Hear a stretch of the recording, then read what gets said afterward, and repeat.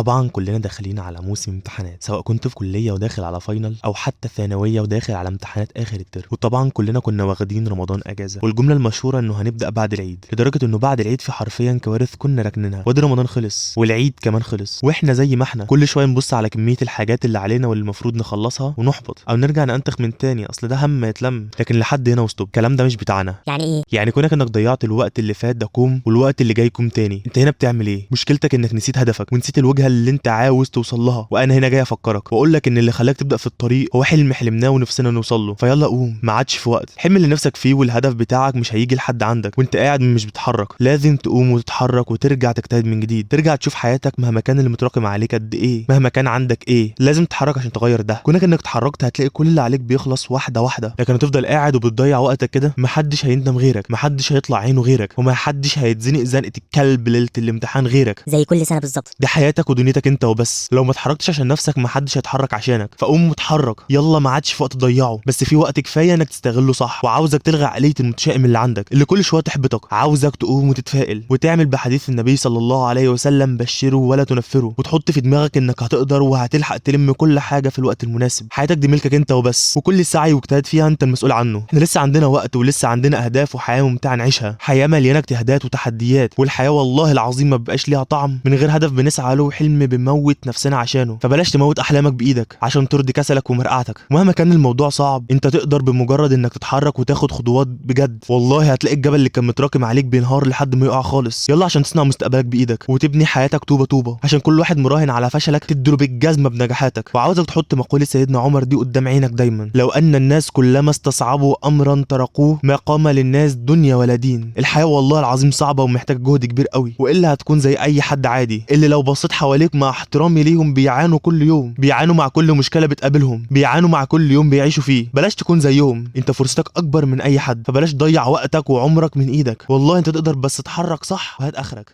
ربنا معاك.